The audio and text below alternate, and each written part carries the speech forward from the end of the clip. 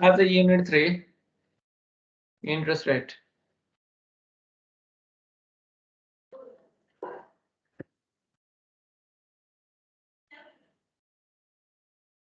यो पनि numerical chapter हो, थ्योरी खासै छैन, आए पनि 2 नम्बरमा what are the determinants of interest rate भन्न सक्छ। या त्यही इन्ट्रेस्ट रेटको फर्मुला भएको कुराहरू सोध्न सक्छ, र न्यूमेरिकलै आउँछ यसबाट आयो भने। 10 मार्क्सको न्यूमेरिकल या 2 मार्क्स आउँछ हैन। कहिलेकाहीँ अब अल्टरनेटिभमा आयो भने इन्ट्रेस्ट रेटबाट नआउने पनि हुन सक्छ। जस्तो युनिट 6 मा तिमीहरूलाई चाहिँ लोन एमोर्टाइजेसन सेड्युल मैले पढाएको छु, त्यहाँबाट आयो भने इन्ट्रेस्ट रेटबाट नआउनु पनि सक्छ। कहिलेकाहीँ त्यस्तो पनि हुन्छ, तर प्राय आउँछ 70%, 60%, 70% चाहिँ आइरहेकै हुन्छ। इन्ट्रेस्ट रेटमा चाहिँ हामीले इन्ट्रेस्ट रेटको डिटर्मिनेन्ट्स पढ्छौँ र त्यही सम्बन्धी हिसाब गर्छौँ। यसमा पहिलो पार्ट डिटर्मिनेन्ट्स हो भने अर्को दोस्रो पार्ट चाहिँ फेरि अब फरवर्ड रेट र स्पट रेटको कुराहरू छ। अलिअलि एफआइएमतिर नि तिमीहरूले पढ्छौ त्यो। एफआइएममा चाहिँ जोमेट्रिक बेसमा पढ्छौ होला, यहाँ चाहिँ अर्थमेटिक बेस सिम्पल नै छ त्यो। र फर्स्टमा न्युमेरिकल पढाउन सुरु गर्ने चाहिँ इन्ट्रेस्ट रेटै हो कि। युनिट 3 पनि हो हैन, सजिलो पनि छ थोरै पनि छ। सुरु गर्ने चाहिँ इन्ट्रेस्ट रेटै हो, तर अब युनिट 5 बाट मैले सुरु गरेँ, उता ट्रिनिटीमा पनि त्यही पढाइरहेको थिएँ, त्यही भएर त्यो सुरु गरेँ। फेरि अब उता त अर्को च्याप्टर सुरु भएको छ, सर्ट टर्म फाइनेन्सिङ। अब तिमीहरूलाई चाहिँ पहिला इन्ट्रेस्ट रेटै पढाउँ, सर्ट टर्म फाइनेन्सिङभन्दा अगाडि भनेर फेरि इन्ट्रेस्ट रेट सुरु गरेँ। अब प्रेजेन्टेसन बनाउने भएको भए मैले त्यही नै गर्थेँ होला। अब फटाफट पेनले लेख्ने भए जे पढाइ भयो। फर्स्टमा इन्ट्रेस्ट रेट के हो त? इन्ट्रेस्ट रेट भनेको छ, म पनि लेख्छु, तिमीहरू पनि अलिअलि लेख न है। इन्ट्रेस्ट रेट भनेको फर्स्टमा is the amount, the interest rate is the amount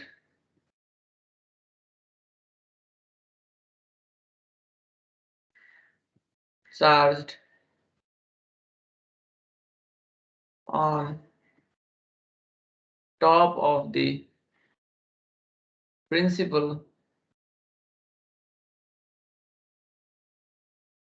by a lender to a borrower.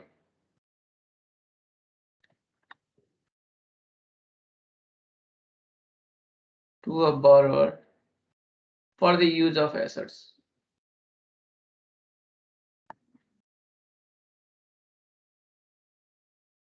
यसलाई मनी पनि भन्न मिल्यो, or fund capital चाहिँ भने नि भयो। धेरैचोटि इन्ट्रेस्ट रेट सुनेको छ, त्यसको डेफिनेसन हो। अर्को हुन्छ cost of capital used for the factor of production, त्यो पनि भन्न मिल्छ। यो दुइटै एउटै हो है, माथि कालो र मैले लेखेको। म पनि लेख्दाखेरि तिमीहरूलाई लेख्ने टाइम होला भनेर लेखेको मैले। अब यो रातो र मैले लेख्ने नि एउटै हो। The cost of capital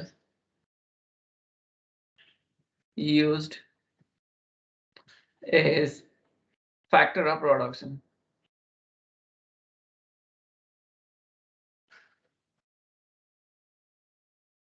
production गर्न ल्यान्ड, लेबर, क्यापिटल, अर्गनाइजेसन चाहिन्छ इकोनोमिक्सको बेसमा। क्यापिटल युज गरे बाबत के गर्नु पर्यो भने कस्ट पे गर्नु पर्यो। कहिलेकाहीँ यसलाई रेन्ट पनि भन्छ, रेन्ट अफ क्यापिटल है। कस्ट अफ क्यापिटल भन्दैन, रेन्ट अफ क्यापिटल भन्दैन। क्यापिटल युज गरे बाबत तिर्ने रेन्ट हो या इन्ट्रेस्ट हो, कस्ट हो। अब अर्को तरिकाबाट हेर्दाखेरि the required rate of return,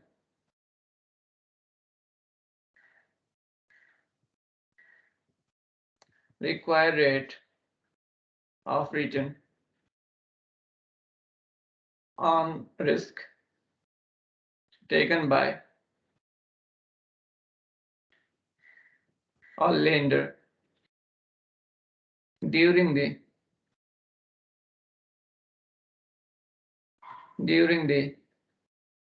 lending of the fund to the borrower.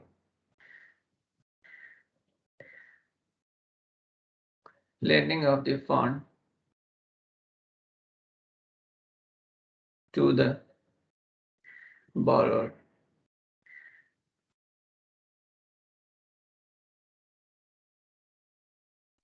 यो इन्ट्रेस्टको के छ भने डेफिनेसन हो, सिम्पल डेफिनेसन हो, यहाँभन्दा धेरै केही छैन हामीले गर्नुपर्ने। इन्ट्रेस्ट रेटको डेफिनेसन, इन्ट्रेस्ट रेट थ्योरीहरू छ पढ्छौँ हामीले, त्यो पनि सिम्पल नै छ। थ्योरी नै तिमीहरूले एक्जाममा त सोध्दा नसोध्दा सोधे पनि इजी नै छ, सम्झिन पनि सजिलै खालको छ। तैपनि सुरुमा हामीले डिटर्मिनेन्ट्स अफ इन्ट्रेस्ट रेट पढ्छौँ। साह्रै भ्यायो होला भने एज्युम गरेँ मैले।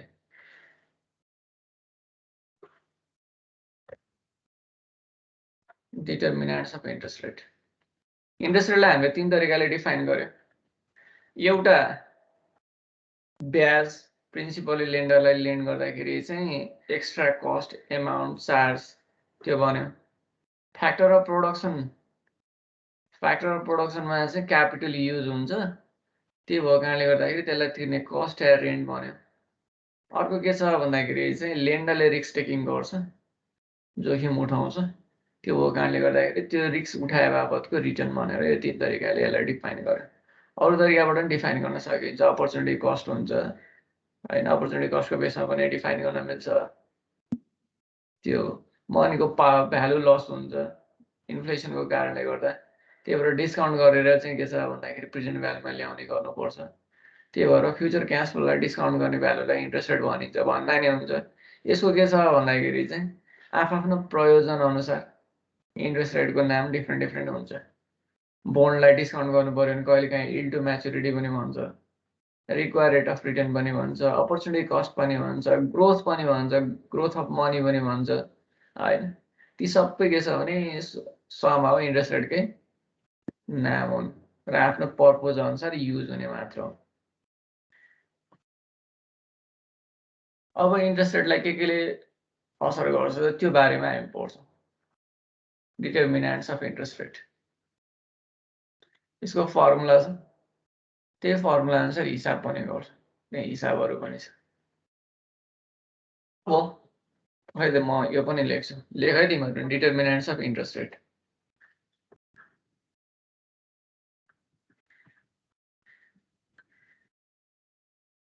Determinants of interest rate.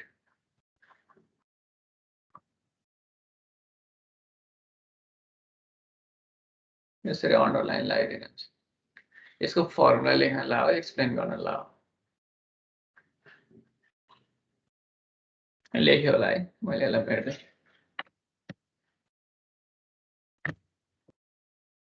अब फर्मुला नमिनल इन्ट्रेस्ट रेट,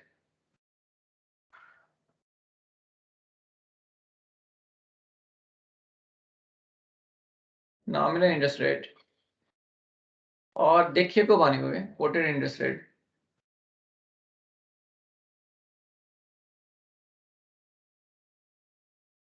केटी, यो टी भने म्याच्युरिटी पिरियड हो, is equal to k star plus IPT plus MRPT plus LP plus DRP. यो च्याप्टरको चाहिँ 70% हिसाब ए फर्मुला यति एउटा फर्मुलाले कम्प्लिट हुन्छ। देखे हुन्छ इन्फ्लेसन प्रिमियम चाहिँ निकाल्नु पर्छ, अरू प्राय देखे हुन्छ राख्ने हो,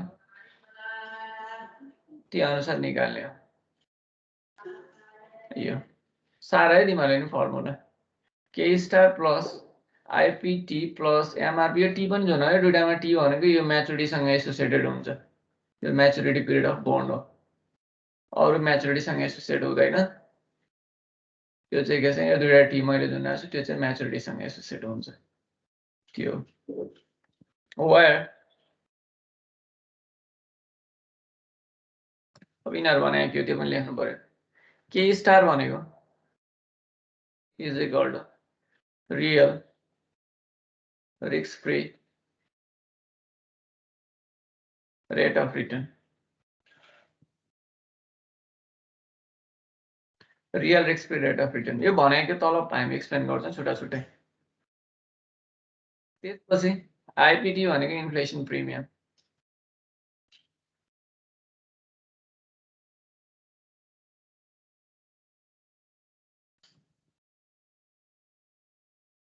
इन्फ्लेसन प्रिमियम आइपिटी भनेको inflation premium.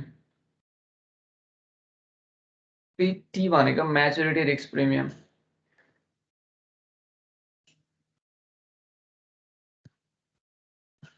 Maturity risk premium. त्यसपछि एलपी भनेको लिक्विडिटी प्रिमियम।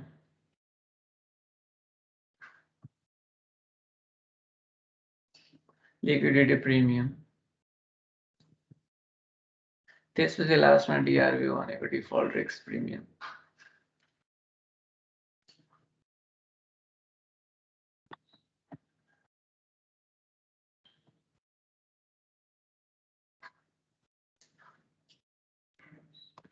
यो सारा फर्मुला यति नै हो। यसमा केही न केही कन्टेक्स्ट चेन्ज हुन्छ। इन्फ्लेसन प्रिमियम चाहिँ एभरेज निकाल्नुपर्छ, तर फर्मुला सम हो यति नै हो। यसको 60-70% पार्ट, यो पार्टको फर्मुला यति नै हो। अर्को छुट्टै कन्सेप्ट, छुट्टै पार्ट छ अर्को एउटा।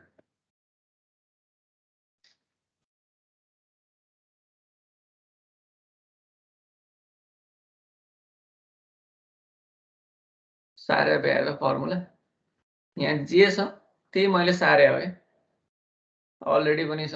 मैले सारेको नबुझ्ला फर्मुलामा भनेर त्यहाँ मैले राखिदिएको पनि छ।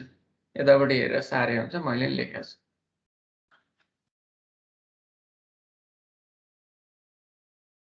तिमीले फर्मुला लेख्यो होला भने मैले एजुम गरेँ, अगाडि बढेँ।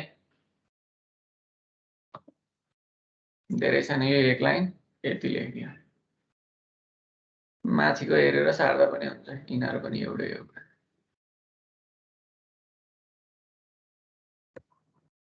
अब यिनीहरू भने के हो त्यो बारेमा डिस्कस गर्दैछौँ। ब्याज दरलाई चाहिँ यी कुराले असर गर्दो रहेछ। यो मात्रै होइन, अरू पनि छ। कल रिस्क प्रिमियम पनि हुन्छ, अरू पनि हुन सक्छ, तर हामीलाई यति छ अहिले पढ्नुपर्ने। यो च्याप्टरमा यति कुरा पढेपछि हुन्छ।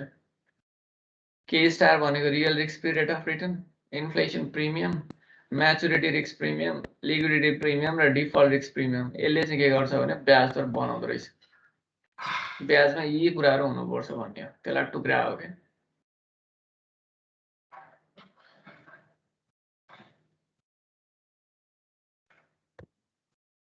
T is equal to maturity in year पनि राखिदियो हुन्छ है, त्यो पनि रहेछ। Maturity in year, maturity in year. यहाँ टी जुन यहाँ छ, कुन कति वर्षको बोन्ड हो त्यो अनुसार के हुन्छ भन्दा चेन्ज हुन्छ।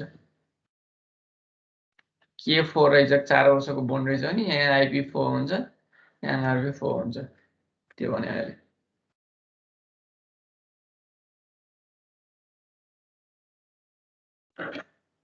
अगाडि बढौँ,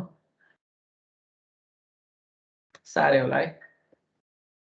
अब फर्स्टमा inflation premium of a security with maturity T, आइपिटी।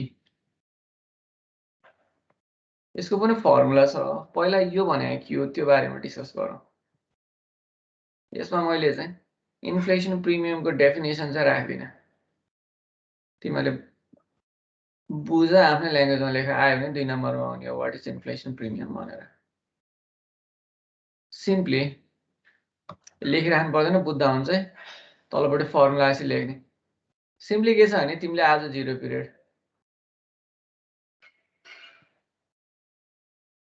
1 period तिमीले एउटा बोन्ड किन्यो 1000 रुपियाँको, आज 1 वर्षको म्याचुरिटी छ, त्यसको 10% कुपन रेट छ एट द रेट 10%। सुन है, अब 1 वर्षपछि तिमीले कति पाउँछ? 1100 रुपियाँ पाउँछ नि फिर्ता। तिम्रो यो क्यास आउटफ्लो भयो यसपालि 1000 रुपियाँ, 1100 रुपियाँ चाहिँ 1 वर्षपछि। 1000 रुपियाँ चाहिँ प्रिन्सिपल अमाउन्ट, 100 रुपियाँ चाहिँ के छ भन्दाखेरि चाहिँ ब्याज गरेर के छ 1100 रुपियाँ पाउँछ तिमीहरूले। त्यो चाहिँ तिमीहरूको क्यास इन्फ्लो हुन्छ, हो कि नै?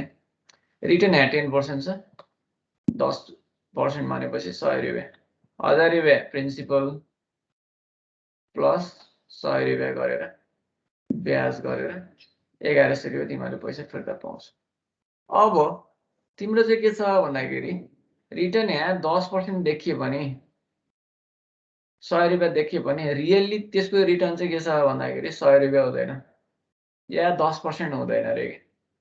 किन भन्दाखेरि आज 0 पिरियडमा 1000 रुपियाँले जति किन्न सक्छ नि सामान 1 पिरियडसम्म जाँदाखेरि 1 वर्षपछि त बजारमा मूल्य बढिसकेको हुन्छ सामानको। त्यो भएको कारणले गर्दा मनीको भ्यालु लस हुन्छ। त्यो भएको कारणले गर्दाखेरि के छ भन्दाखेरि चाहिँ हामीले हाम्रो रियल रेट चाहिँ के छ भन्दा 10% हुँदैन। एभरेजमा त्यो वर्ष के छ भने 6% ले चाहिँ फर एक्जाम्पल इन्फ्लेसन भयो। इन्फ्लेसन 6% ले भयो भने 6% त लस भयो। सम हो है, यो अलि हिसाब गर्दा अझै फरक पर्न सक्छ। पुरै हिसाब गर्ने हो भने 60 रुपियाँ त लस भयो। 6% ले त मूल्य वृद्धि भइसक्यो। जम्मा 40 रुपियाँ चाहिँ के छ भने थप्यो हो।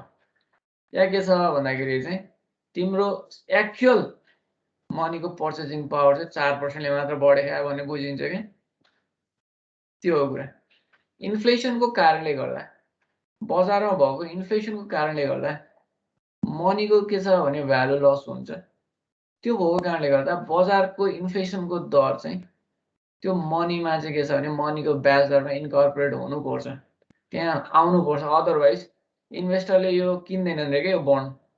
यो 6% यसले कभर गर्न सकेन भने इन्भेस्टरले के छ भन्दाखेरि यो बन्ड किन्दैनन् रे। त्योभन्दा बरु इन्फ्लेसन हेज हुने गोल्ड होला, इन्फ्लेसन हेज हुने घर जग्गा होला, त्यतातिर लगानी गर्छन् रे। उनीहरूले कमोडिटीमा लगानी गर्छन्। बरु धानै किनेर राखौँ अर्को वर्ष महँगिन्छ यसैपालि किनेर राखौँ भन्छन् रे, पैसा दिँदैनन् रे। त्यही भएर के छ भन्दाखेरि ब्याज दरमा इन्फ्लेसनको प्रिमियम हुनुपर्छ। जति बजारमा इन्फ्लेसन दर हुन्छ त्यही अनुसारको के छ भने इन्फ्लेसन प्रिमियम एउटा कम्पोनेन्ट हुनुपर्छ। अरू पनि छ, यहाँ 6% मैले इन्फ्लेसन भने 4% त अरू पनि छ नि, अरू पनि हुन्छ, तलपट्टि डिस्कस गर्छौँ। तर इन्फ्लेसन प्रिमियम किन हुनुपर्छ भन्दा मनीको भ्यालु लस हुन्छ।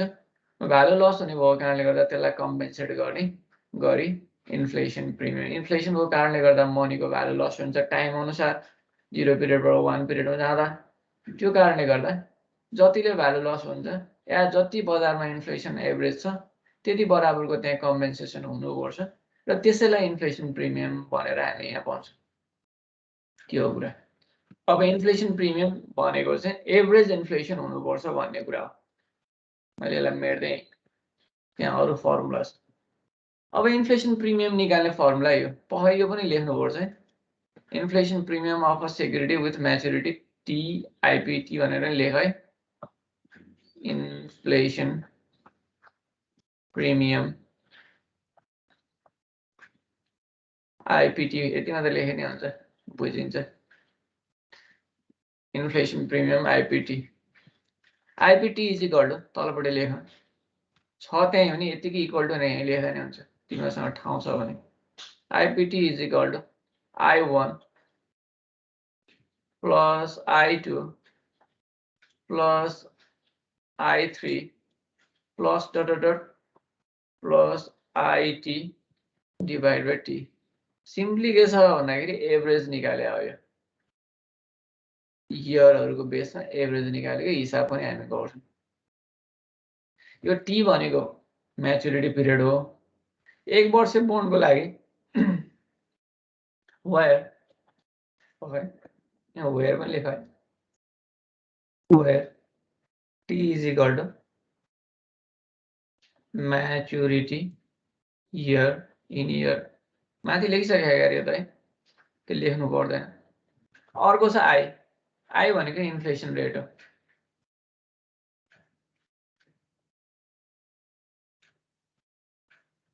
इन्फ्लेसन रेट यहाँ T जुन्ने भने इन इयर T। यो एभरेज निकाले हो। हामीलाई पहिलो वर्षमा यदि इन्फ्लेसन छ, दोस्रो वर्षमा यदि छ, तेस्रो वर्षमा यदि छ, इन्फ्लेसनको रेटहरू दिएको हुन्छ। अनि 3 वर्ष बोन्डमा इन्फ्लेसन प्रिमियम कति हुन्छ भन्दा IP3 निकाल्ने, त्यो 3 वर्षको एभरेज निकाल्ने गर्छौँ हामी है। इयर T हो यो inflation rate in year T। अब 1 वर्ष बोन्डको लागि IP1 इज इक्वल टु यो हुन्छ फर्मुला। त्यही वर्षको IP1 इज इक्वल टु यिनीहरू मात्रै लेख्ने है। यो मैले लेखेको लेखिरहनु पर्दैन, तलपट्टि छ यो लेख्न मलाई लेखे हुन्छ, तलपट्टि छ त्यो पनि।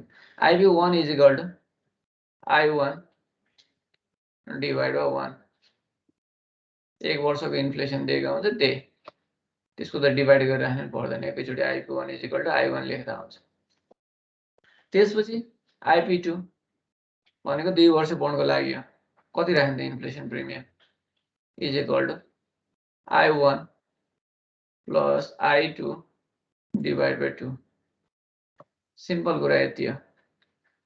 त्यसपछि IP3 निकाल्ने हो भने IP3 इज इक्वल टु त्यो तीनचोटि जोड्ने, यो I1 भने पहिलो वर्षको इन्फ्लेसन, I2 भनेको दोस्रो वर्षको इन्फ्लेसन, I3 भनेको तेस्रो वर्षको इन्फ्लेसन दिएकै हुन्छ, डिभाइड बाई 3 गर्ने, एभरेज निकाल्ने। यदि बोन्ड 3 वर्ष बोन्ड छ भने त्यसको इन्फ्लेसन प्रिमियम IP3 निकाल्नुपर्छ। बोन्ड 2 वर्ष छ भने त्यो ब्याज दर निकाल्नुपर्छ हामीले, 2 वर्ष छ भने IP2 निकाल्ने हो, त्यो इन्फ्लेसन 2 वर्षको इन्फ्लेसनको एभरेज निकाल्ने हो। कहिलेकाहीँ 1 देखि 2 इयर्ससम्म भनेर दिएकै हुन्छ, फेरि एभरेजै दिएको हुन्छ त्यो। Where IPT is equal to inflation rate in year T. Sorry, IT is equal to यही कुरा है, inflation rate in year T, यो T तल जुन्ने है। IT is equal to inflation rate in year T.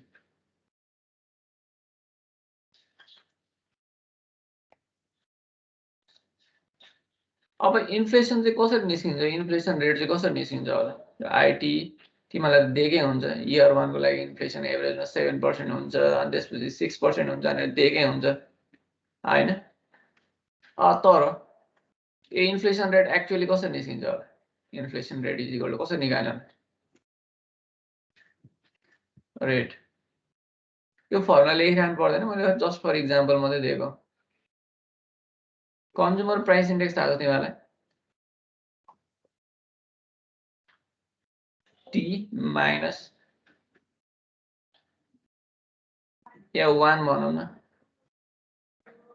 Minus consumer price index 0 divided by consumer price index 0, यो हो नि त फर्मुला इन्फ्लेसन निकाल्ने।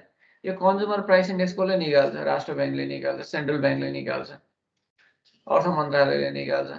उनीहरूले हरेक वर्ष सर्वे गरिरहेको हुन्छ, तिनीहरूले मेजर कमोडिटी आइडेन्टिफाई गर्छ र यो कमोडिटीबाट चाहिँ इन्फ्लेसन रेट मेजर गर्ने भनेर त्यसको चाहिँ हरेक वर्ष सर्वे गर्दै कतिले मूल्य वृद्धि छ बजारमा भनेर निकालिरहेको हुन्छ।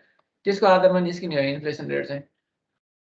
तिमीहरूले इकोनोमिक्समा पढ्यो होला भने मैले एज्युम गरेँ है। इन्फ्लेसन रेट निकाल्ने consumer price index 1 minus consumer price index 0 divide by consumer price index 0 गरेर निकाल्यो। तर यहाँ निकालिराख्नु पर्दैन, यो फर्मुला चाहिँदैन। इन्फ्लेसन रेट त्यहाँबाट आएको भन्नलाई मैले तिमीहरूलाई जस्ट फर भनिदिएको। ठिक छ, यो फर्मुला साह्रै भए। अब यसलाई युज पनि गर्छौँ हामी। मैले यताबाट लेख, अब यसलाई युज पनि गर्छौँ। अहिले भर्खरै एउटा इक्जाम्पल गरौँ। मेन च्यालेन्ज यही नै हो तिम्रो यो इन्ट्रेस्ट रेटको फर्मुलामा। मेन च्यालेन्ज इन्फ्लेसन प्रिमियम निकाल्न नै हो। तिमीहरूले यो निकाल्न सक्यो भने अरू त इजी भइहाल्छ। त फर्मुला छ न, फटाफट दिएकै हुन्छ, राख्ने मात्र। इन्फ्लेसन प्रिमियम एउटा इक्जाम्पल गरौँ है। म इक्जाम्पल लेख्छु, तिमीहरू लेख है, मैले त्यसरी नै गर्छु। इक्जाम्पल इन्फ्लेसन प्रिमियम मात्र निकाल्न सोध्दैन तिमीलाई, त्यही पनि एकचोटि इक्जाम्पल गरिसकेपछि इजी हुन्छ। It is assume that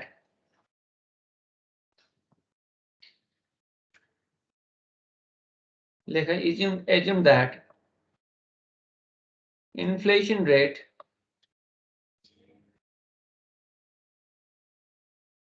for upcoming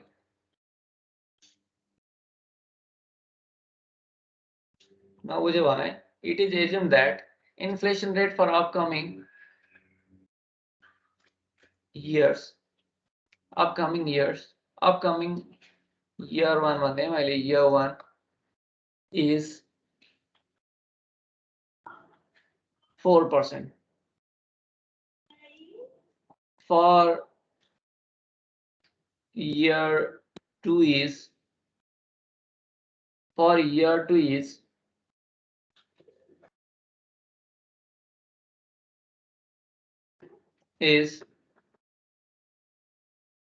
5%.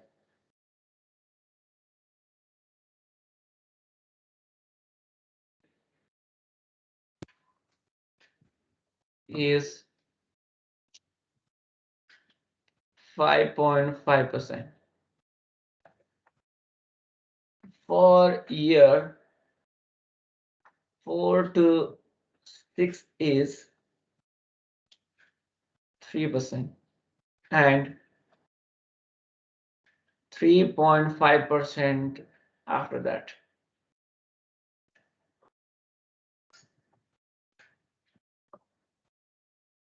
Another example. It is assumed that inflation rate for upcoming year 1 is 4%. For year 2 is 5%. For year 3 is 5.5%.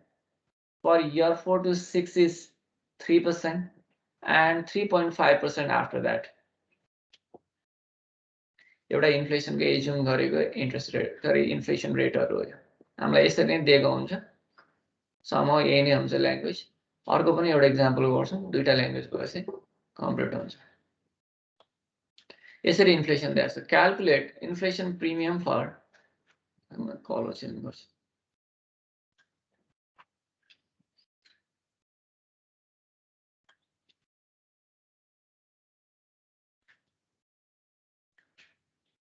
Calculate inflation premium for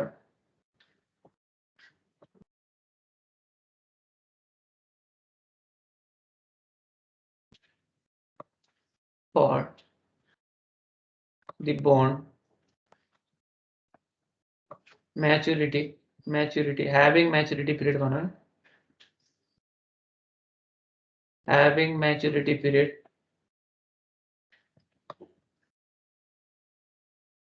having maturity period I 1 year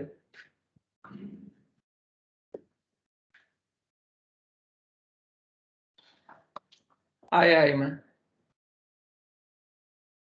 2 year सबै मैले गर्ने हैन, दुईजना तिमीहरु नि हामी नि दुवै पक्षबाट गर्नुपर्छ। I 3 year त्यसपछि IB 5 year B 6 year BI 8 year र BII 10 year। यति गरेपछि कम्प्लिट हुन्छ होला यो पार्ट। अर्को अलि short बनाएन। It is assumed that inflation rate for upcoming year 1 is 4%. For year 2 is 5%. For year 3 is 5.5%. For year 4 to 6 is 3% and 3.5% after that. Calculate inflation premium for the bond having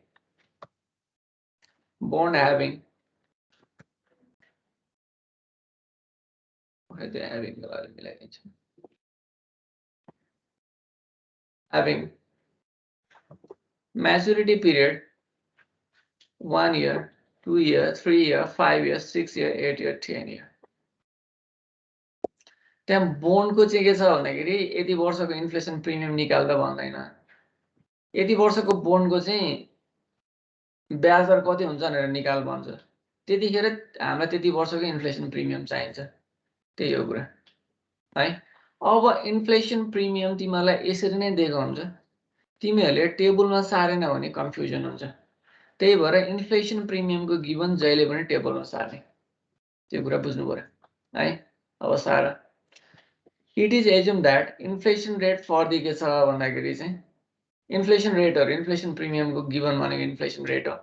inflation रेटहरु चाहिँ टेबलमा सार्ने। Inflation rate for upcoming year 1 is 4%. Given सार मैले फेरि colour change गरेँ।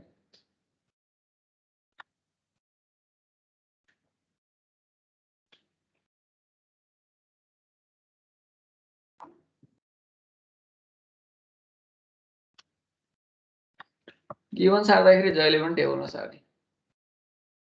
यसरी table बना। माथि इयर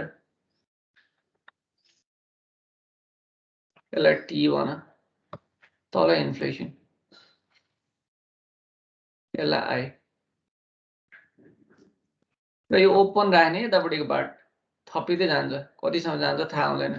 मेरो त्यति राम्रो भएन, म यसलाई मेट्छु है। तिमीहरू टेबल बनाऊ यसरी नै, यो थपिँदै जान्छ, यतापट्टिको पार्ट ओपन बनायो। म टेबल नबनाइकन फटाफट लेख्छु, राम्रो बनाउन टेबल। सिधा बना, सिधा राखेन, पानी लगाएन।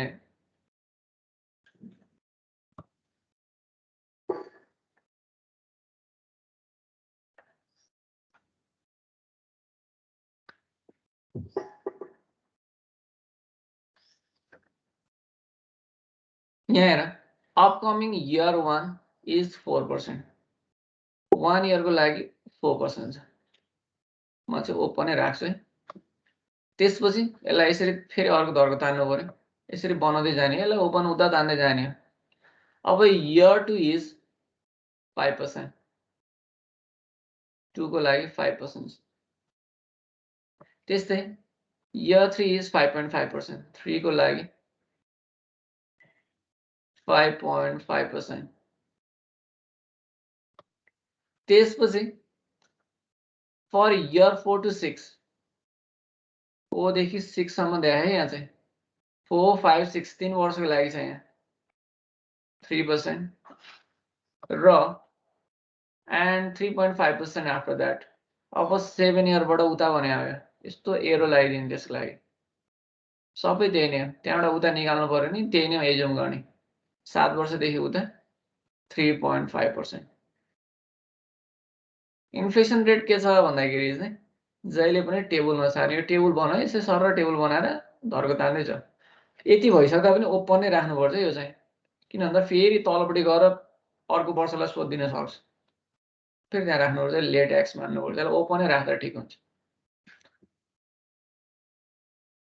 राख्यो त तिमीले? टेबल कचाक कुचुक पारेको टेबल छ, मैले पनि बनाएँ। टेबल बनाएँ त्यो भित्र गर्छौं सर मलाई। तिमीलाई त हात बसेको नि, पेनमा लेख के अरे पेन र कपीमा लेख्दा त इजी भइहाल्छ। स्केल सर यसरी गराम सर हामीले। स्केल युज गर्दैन गराम के सर? स्केल युज गर्दा नि हुन्छ, तर स्केल युज गर्ने बानी लाउनु हुँदैन। फटाफट गर्ने, ग्राफ बनाउँदा नि स्केल चाहिँदैन है। अब यो ब्याचलरमा आइसकेपछि फटाफट पेनले बनाउने, स्मार्ट बनाउने, ढिलो हुन्छ नि, छिटो गर्नुपर्छ। यसरी नै ओपन राख भन्यो है। ल ठिक छ। अब calculate inflation premium for the सोधेको छ यहाँ है। क्याल्कुलेट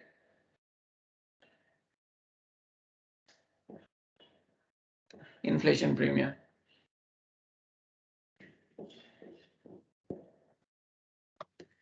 IPT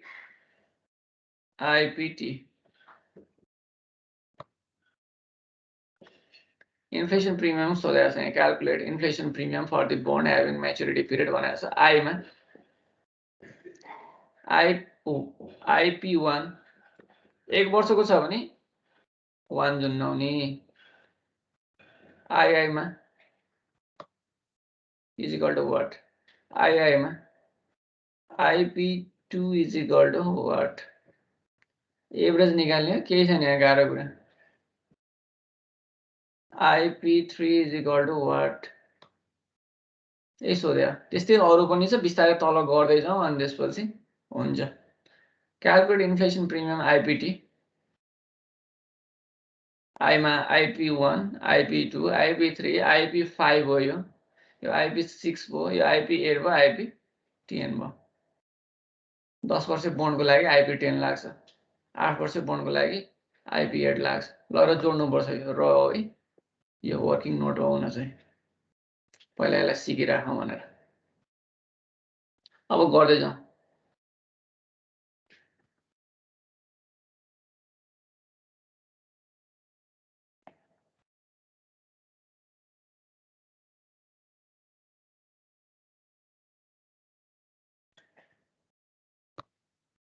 आई नम्बरमा IP1 is equal to I1 divided by 1 is equal to I1 भने यो I1 इन्फ्लेसन 1 भने हो यो I1 I2 I3 I4 देखि 6 सम्मको I4 6 हो यो I4 I5 I6 सबै यो I7 I8 I9 कति चाहिन्छ सबै त्यो यतापट्टिको यो 7 को चाहिँ 7 बाट उता त्यही I1 भनेको 4% डिवाइड बाई 1 यहाँ 1 भएपछि 1 एभरेज निकाल्ने अरू केही छैन यहाँ गर्नु पर्यो 4% ठीक छ सक्छ निकाल्न आई नम्बरको IP2 इज इक्वल टु के हुने भयो त I1 plus I2 divide by 2 दुईटाको एभरेज निकाल्ने अरू केही छैन यहाँ गर्नुपर्ने 5 प्लस 4 डिवाइडेड बाई 2 गर्ने भने कति भयो त 4.4% IP2 निकाल्ने यसरी अब IP3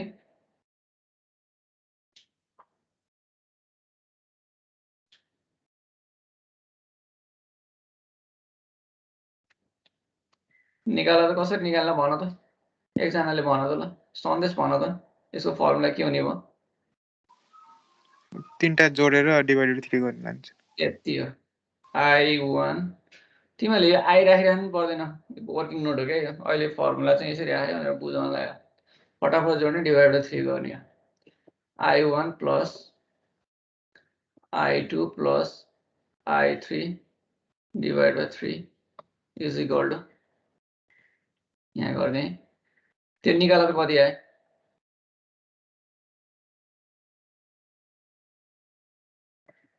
यो 4.5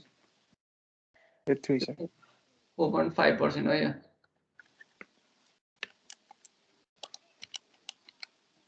4 कति आयो 83% सिम्पल कुरा हो अब 5 को हेरौँ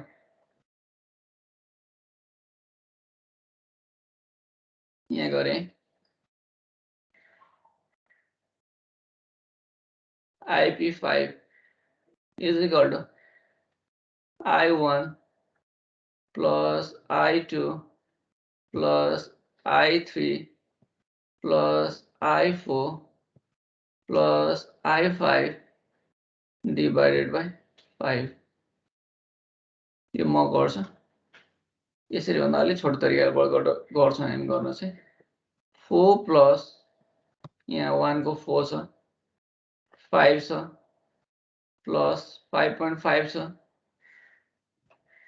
प्लस 4 देखि 5 सम्म 3 नै छ 3 प्लस 3 दुईटा है यो डिवाइडेड बाई 5 वटा त पुराउनु पर्यो यहाँ 5 गरेर निकाल्न सक्यो एउटा तरिका यो अर्को तरिका पनि हुन्छ यसको यहाँ यो त एउटै छ त्यो त इन्डिभिजुअली नै जोड्नु पर्यो यो फर्मुला नराखी गरेँ मैले यसको साटो 4 प्लस 5 प्लस 5.5 प्लस यो 3 वर्ष गयो यसमा प्लस अब यो 3 त के छ भने 3 into 2 गर्न मिलेन 3 र 3 दुईटा जोड्नु र into 2 गर्नु एउटै त नि यहाँ माथि 6 हुँदा 8 हुँदा 10 हुँदा त्यही गर्छौँ क्या हामी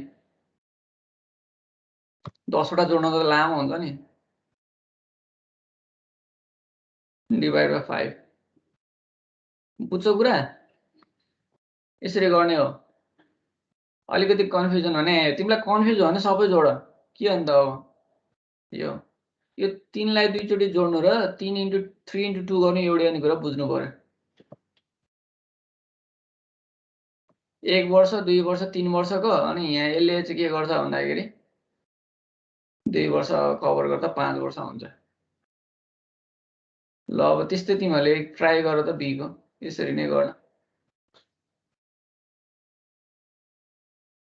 IP6 is equal to formula नराखिकन गर्दा पनि हुन्छ। तिमीहरूको हेर्न पाइन मैले भन। अब म सोध्छु इन्डिभिजुअली एक दुईजनालाई को छ पढाइ त पहिला हेरौँ माथि।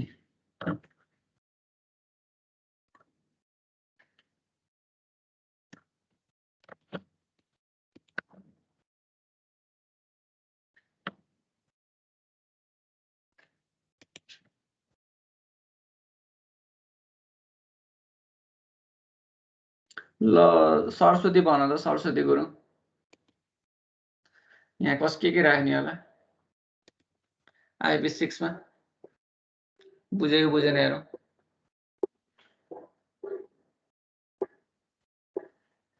खै त कता गयो फुटबलतिर लाग्यो क्या सिमरन भन त के राख्ने हो। सर यहाँ त IP1 देखि IP6 सम्म भयो अनि divide by 6 IP1 plus IP2 plus IP3 गरेर 6 सम्म डिभाइड बाइ I1 को लागि 4 प्लस भन्दै जाऊ त प्लस 5.5 के 5 plus 5.5 प्लस अनि 4 5 को 3 into 3 3 into 3 गुड यो गर्नु पर्यो के 3 into 3 5 को लागि 2 भयो भने 6 को लागि 3 9167 1 वर्ष 2 वर्ष 3 वर्ष भयो। अब 3 ले फेरि के छ भने 6 वर्ष चाहिँ पुराउनु र 6 चोटि जोडिएको हुनुपर्छ त्यहाँ है त्यही हेर्नुपर्छ। डिभाइड बाइ 6 गर्ने यति हो निकालिराख्नु पर्दैन। अब 8 इयरको लागि म गर्छु।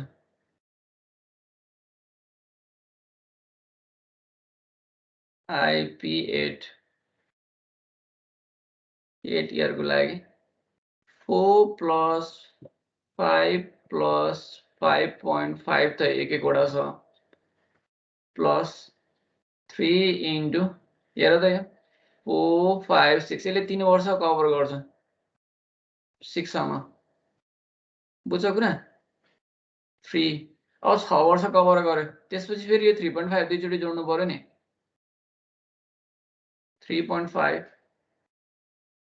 इन्टु 2 1 2 3 वर्षले कभर गर्यो 3 ले मल्टिप्लाई गरेपछि 6 वर्ष भयो 2 ले मल्टिप्लाई गरेपछि 8 भयो 8 पल्ट पुराउनु पर्छ भएन भने यसलाई 3 चोटि जोड्ने यसलाई 2 चोटि जोड्ने गरेर 8 चोटि पुर्याइने हुन्छ कन्फ्युज भयो भने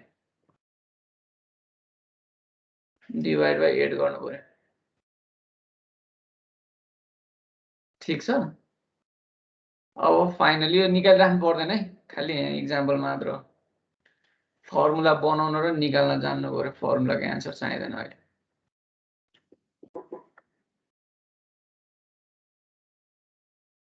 मैले यो पार्ट मेट्दिएँ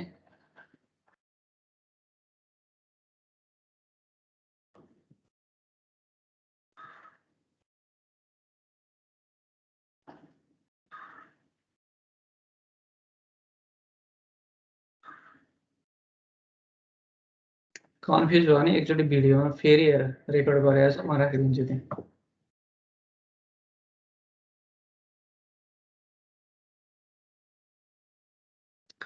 अब फाइनली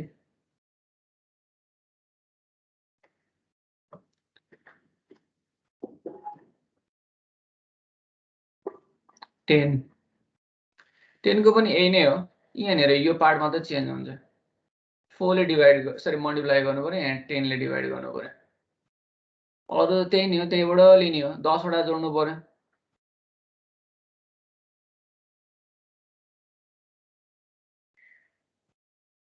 PII को लागि IP10 10 वटा जोड्नु पर्यो।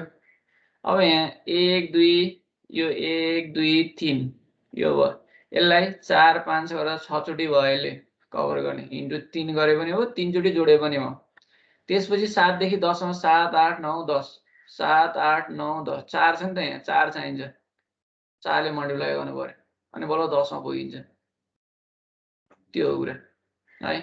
अब यसमा 4 प्लस 5 प्लस 5.5 3 वर्ष पुग्यो। अब 4 देखि 6 सम्म 3 छ। त्यसले कति वर्ष कभर गर्छ?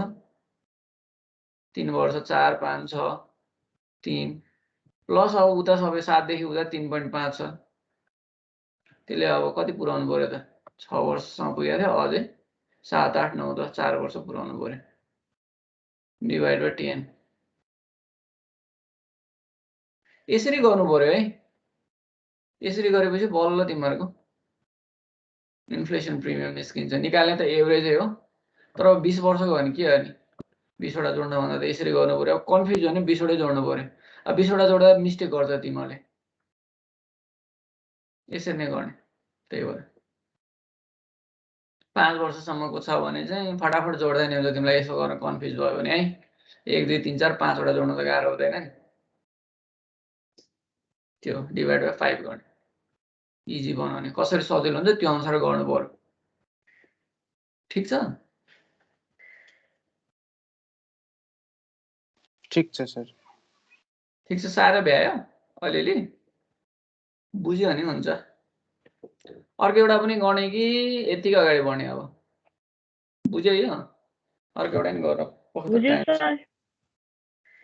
यस्तै खालको हिसाब अर्को गर्ने भने ल अरू हिसाबमा आउँछ। अब अरू एक्सप्लेन गर्नु पर्यो नि, अरू टर्म नि छ नि त्यहाँ। अब 5-7 मिनेट अरू एक्सप्लेन गरौँ। अरूको छैन फर्मुला है, दिएकै हुन्छ फटाफट राख्ने हो। यसको मात्र एभरेज निकाल्नु पर्ने इन्फ्लेसन प्रिमियमको है।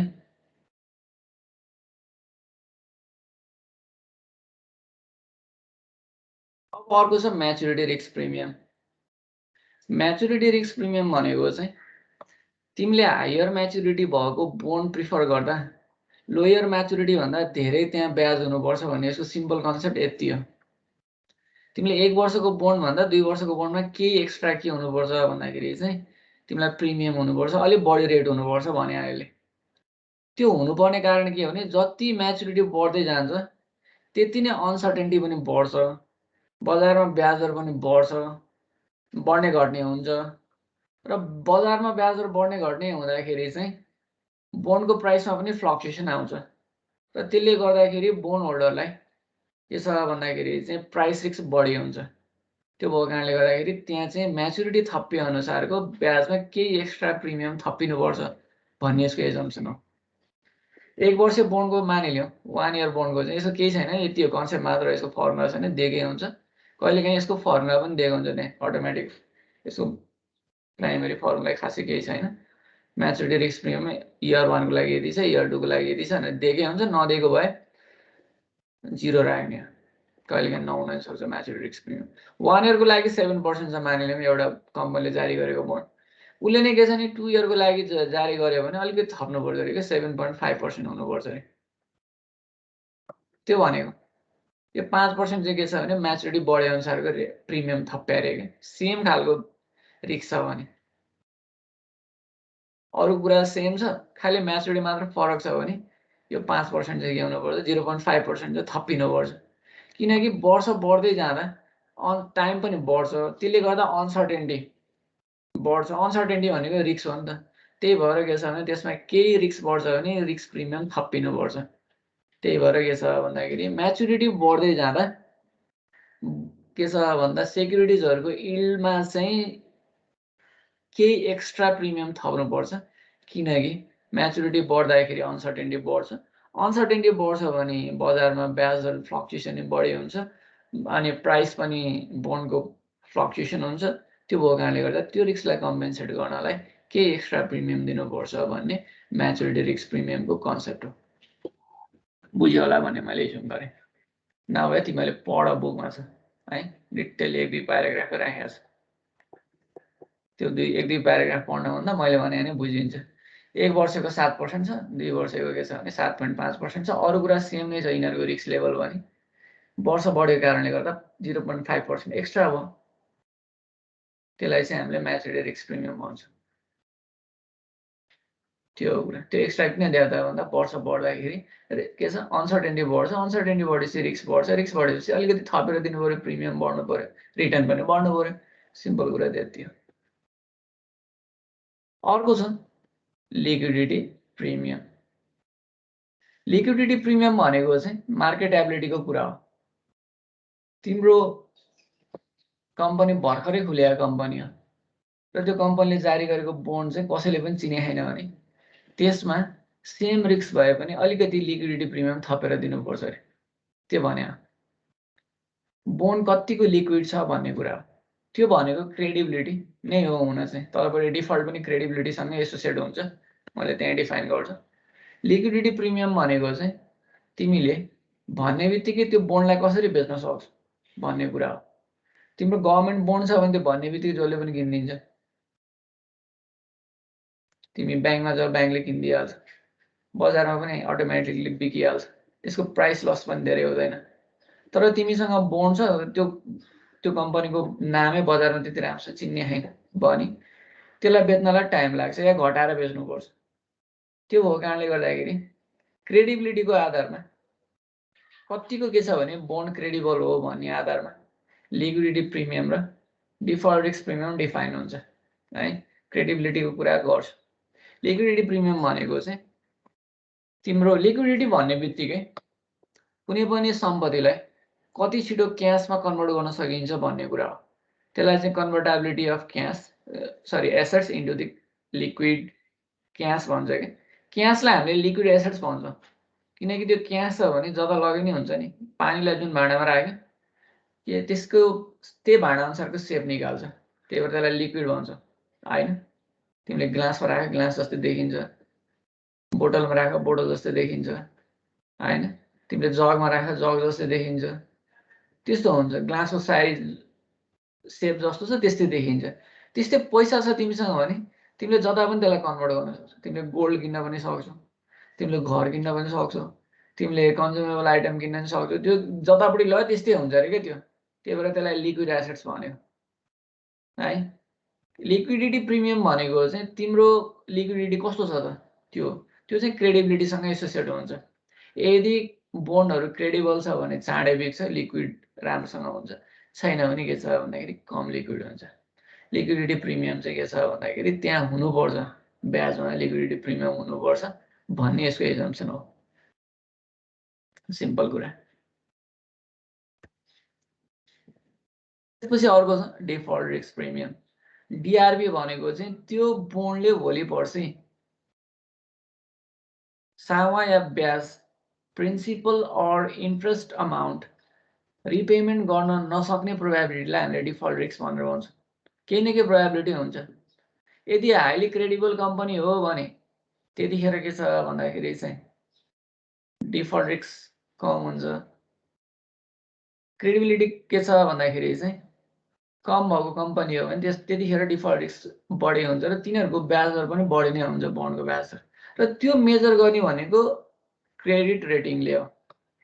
यो बारेमा चाहिँ अलिकति पढौँ है, त्यो क्वेसनमा नि कहिले काहीँ आउँछ।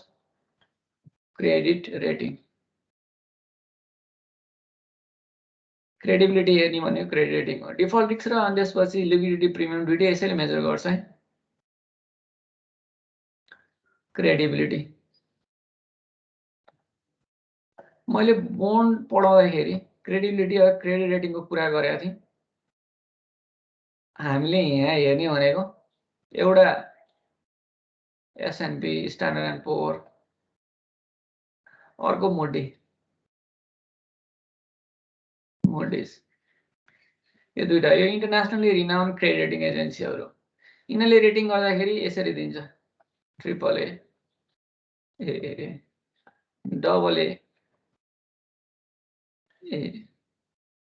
AA, A, BBB, यसको चाहिँ BAA हुन्छ है, BB, BA हुँदै यो D सम्म जान्छ।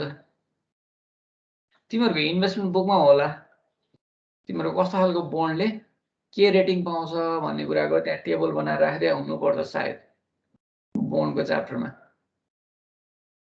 बोन्ड जारी गर्नुभन्दा अगाडि बोन्ड जारी गर्ने कम्पनीले क्रेडिट रेटिङ गर्नै पर्छ। हामीलाई थाहा हुँदैन नि त, पब्लिकलाई थाहा हुन्छ र त्यसको बोन्डको क्वालिटी के छ कस्तो छ, त्यो कम्पनी कस्तो खालको हो भने थाहा हुन्छ र हामीलाई त प्रपर इन्फर्मेसन प्रोसेस गर्नै सक्दैनौँ। त्यो भएको कारणले गर्दाखेरि बोन्ड जारी गर्नुभन्दा अगाडि कम्पनीले क्रेडिट रेटिङ गरेको हुन्छ। नेपालमा पनि हुन्छ, नेपालमा इक्रा नेपाल छ, त्यसको वेबसाइट पनि अहिले टाइम पनि हेरौँला, तर टाइम चाहिँ दिनलाई छ, धेरै बेर भन्दिनँ है म।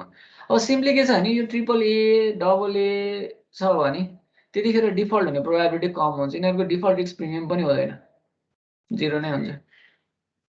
यहाँबाट मुनि हुँदै गइसकेपछि डिफल्ट हुने प्रोबेबिलिटी बढ्दै जान्छ। सिम्पली के छ भने यो डबल ए र एलाई कम्पेयर गर्दा यसको ब्याज दर 5% छ, यसको 5.5% छ भने यो 5%